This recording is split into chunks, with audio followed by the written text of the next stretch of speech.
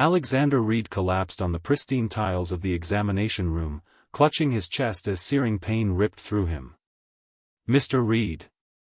"Stay with me," shouted the doctor, rushing to his side. Through the haze of agony, he forced his eyes open, only to stare into the face he'd spent 5 years trying to forget.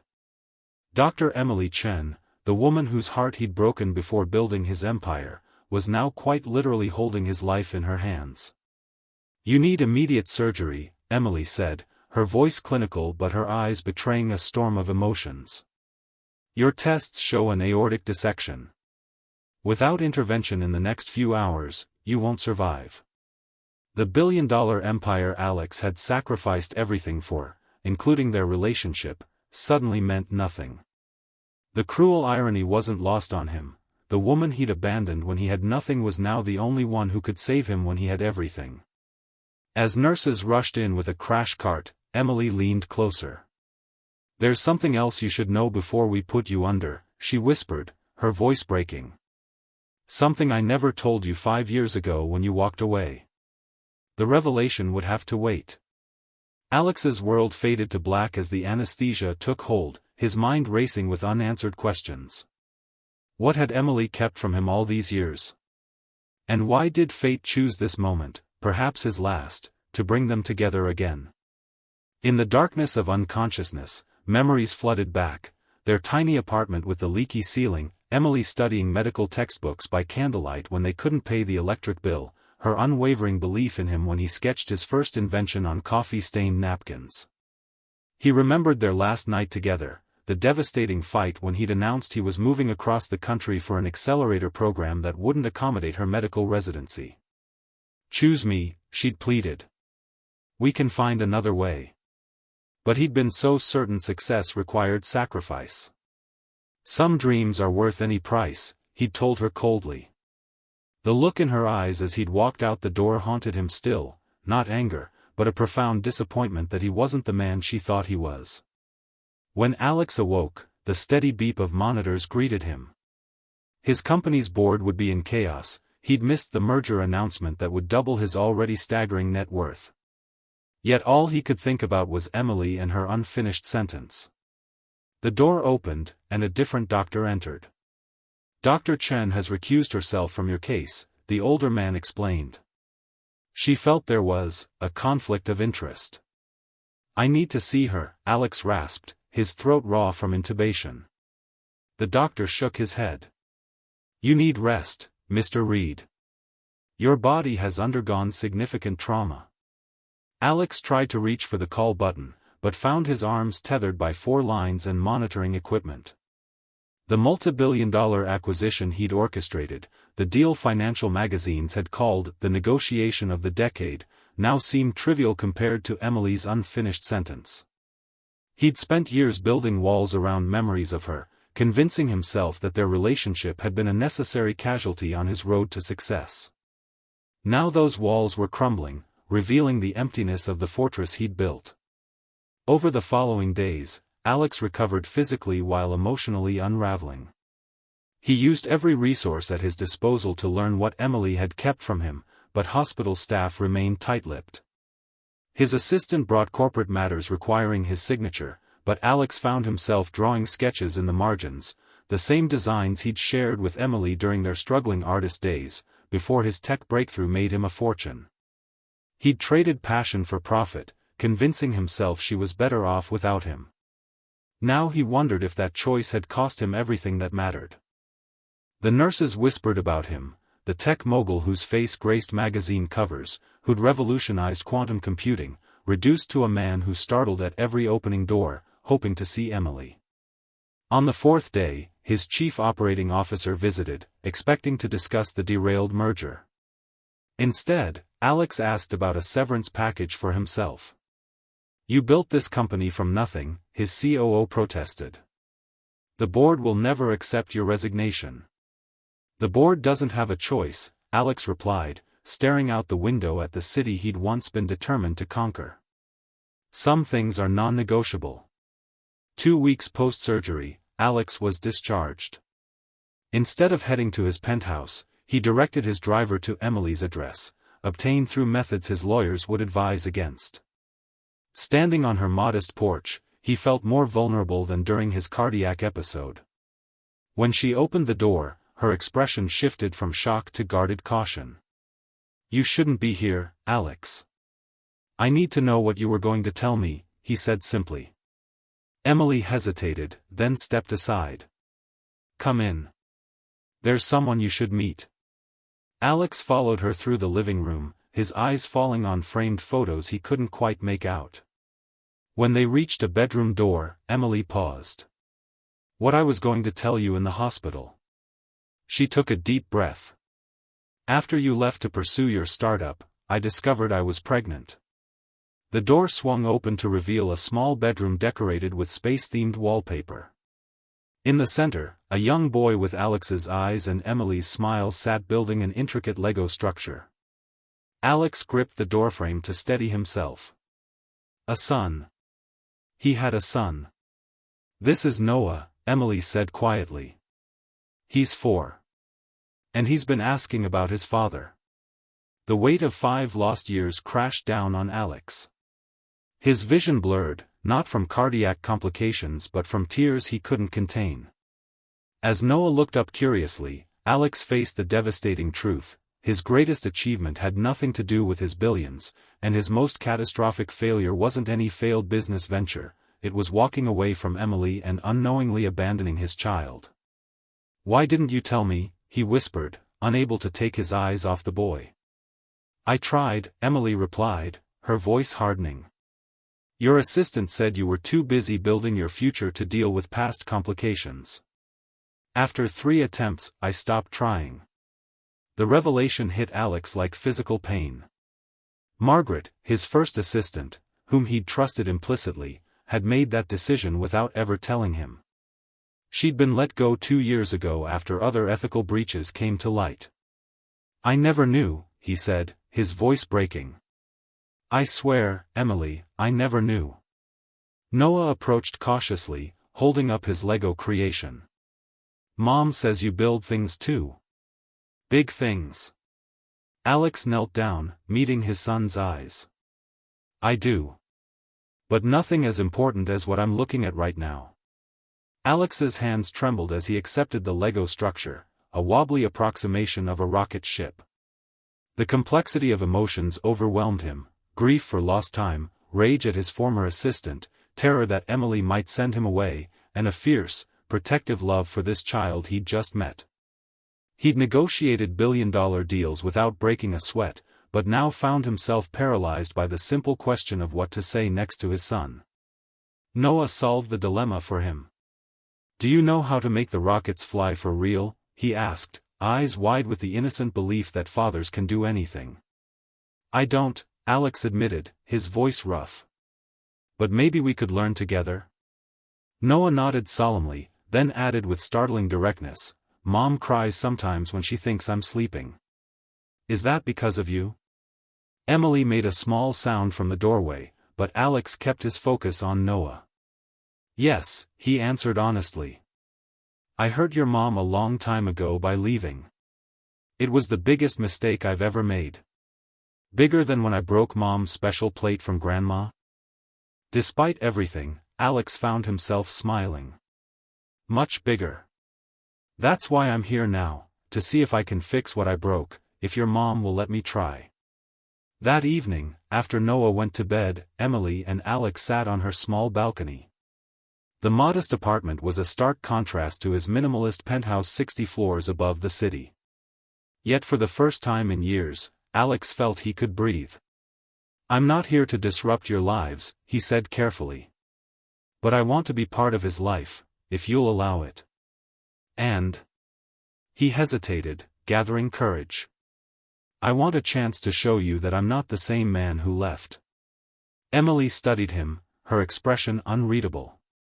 "The night you left, you said some dreams were worth any sacrifice. You chose your dream over us." "I was wrong," Alex said simply. "Success emptied me. The higher I climbed, the less I recognized myself." He pulled out his phone, showing her his calendar. "Tomorrow morning, I'm stepping down as CEO. The announcement goes out at 9. Emily's eyes widened. Your company is worth nothing compared to what I lost, he finished. I'm keeping my shares but walking away from operations. The company doesn't need me anymore. Emily's professional composure finally cracked. Do you have any idea what it was like? Working double shifts at the hospital while 8 months pregnant? Giving birth with only my sister beside me? Raising a child who looks more like you every day, while watching your face appear on business channels announcing your latest triumph? Her words landed like physical blows. Alex didn't attempt to defend himself. I can't change the past, he acknowledged. But I'm asking for a chance to be part of Noah's future, and yours, if you'll allow it. I've built a life without you, she said, wrapping her arms around herself. A good life. I can see that, he replied. I'm not asking you to dismantle it. I'm asking if there might be room in it for me. As they talked through the night, fragile trust began forming between them. When dawn broke, Alex reluctantly prepared to leave. At the door, Emily handed him a small case. Noah's last 5 birthdays, in photos. He loves space, dinosaurs, and apparently has your aptitude for engineering. Alex accepted the case like precious cargo. Thank you. Would it be alright if I took him to the Air and Space Museum this weekend? He'd love that, Emily said. Then, almost reluctantly, you could come for dinner first. Friday night. That first dinner was awkward. Alex overdressed in casual clothes that still cost more than Emily's monthly rent, bringing gifts for Noah that threatened to overwhelm the modest apartment. Emily pulled him aside as Noah excitedly tore into packages. We can't compete with your lifestyle, she warned. I won't have him thinking relationships can be bought. Alex nodded, chastened. I'm sorry. I just want to give him everything. He needs you, not your money, Emily said firmly. Your presence matters more than presents. Learning this distinction became Alex's most challenging project yet. The man who'd built an empire on identifying needs and filling them had to learn that sometimes the most valuable gift was simply showing up consistently, empty-handed but fully present. For the next 3 months, Alex rebuilt his relationship with Noah through weekend visits and bedtime stories told over video calls. The press speculated wildly about his sudden career change, but Alex ignored them, focusing instead on rediscovering the creative passion he'd abandoned years ago. He rented an apartment 15 minutes from Emily's, modest by billionaire standards but the happiest home he'd ever had. His relationship with Emily evolved more cautiously. The hurt ran deep, but so did the connection they'd once shared. On Noah's 5th birthday, after the other children had gone home, Emily found Alex sitting alone on her back steps. There's something I need to show you, she said, handing him a worn sketchbook. Alex opened it to find his old designs, the ones that eventually became his company's first breakthrough product. But beside his sketches were Emily's notes and improvements, many of which he'd eventually implemented. We were partners, she said quietly. Not just romantically. I believed in your vision, Alex. What hurt most wasn't that you chose ambition, it was that you didn't think we could achieve it together. The realization staggered him. He'd rewritten their history in his mind, convincing himself that leaving was a sacrifice for her benefit. The truth was far more selfish, and far more tragic. I was afraid, he admitted, finally facing the truth. Not of failure, but of how much I needed you. It was easier to leave than to risk depending completely on someone else. Emily sat beside him. And now? Now I know that real strength isn't independence. It's having the courage to let someone matter enough to hurt you. He met her eyes. You and Noah matter more than anything. Their reconnection faced its greatest test 3 weeks later. Noah fell from a playground structure, fracturing his arm in 2 places. Alex was in a crucial meeting with investors for his new venture, a non-profit foundation developing affordable medical technology, when Emily's call came through. "Noah's being prepped for surgery," she said, her voice tight with worry. "He's asking for you." Without hesitation, Alex ended the meeting mid-presentation. "Family emergency," he announced, already heading for the door. The old Alex would have delegated this crisis, sending flowers and apologies. The new Alex broke speed limits to reach the hospital, still wearing his presentation suit. When he burst into the pediatric ward, Emily looked up in surprise. "You came," she said, relief evident in her exhausted face. "Of course I came," he replied, momentarily confused by her surprise. Then understanding dawned. She'd expected him to prioritize business, as he always had before. Instead, he'd chosen them without a second thought. That night, as they maintained vigil beside Noah's hospital bed, Emily's hand found Alex's in the darkness. A silent acknowledgement, he was becoming the man she'd always believed he could be. The following months brought a rhythm to their unconventional family. Alex's new foundation gained momentum, focusing on developing medical technologies for underserved communities. Emily, impressed by his genuine commitment to helping others rather than accumulating wealth, eventually joined the foundation's medical advisory board. One evening, as they reviewed grant proposals at Emily's kitchen table after Noah's bedtime, Alex noticed Emily studying him. "What?" he asked, self-conscious under her gaze. "You're different," she observed. The Alex I knew was brilliant but restless, always chasing the next big thing, afraid to pause because stillness meant confronting yourself. "And now?" "Now you seem present. Content to be exactly where you are." She hesitated, then added quietly, "I like this version of you." Alex reached across the table, covering her hand with his. "This version of me exists because of you and Noah. You showed me what truly matters." Their first kiss, their second first kiss, came unexpectedly during a mundane moment. They were assembling a science fair project with Noah, all three laughing as their volcano experiment erupted more spectacularly than anticipated. Emily met Alex's eyes across the table, baking soda in her hair and vinegar staining her sleeve.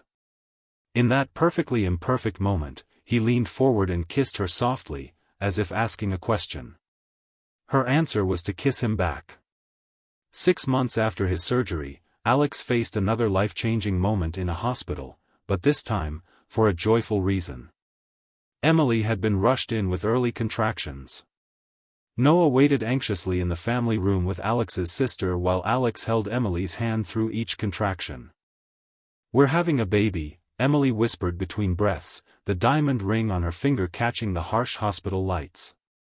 Their reconciliation hadn't been simple or quick, but it had been honest.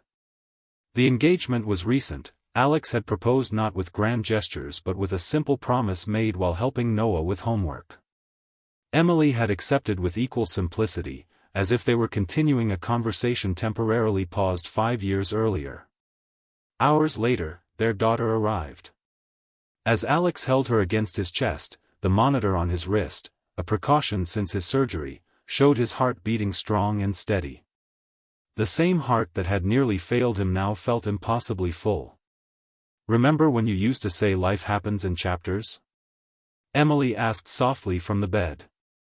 "I think we just started our best one."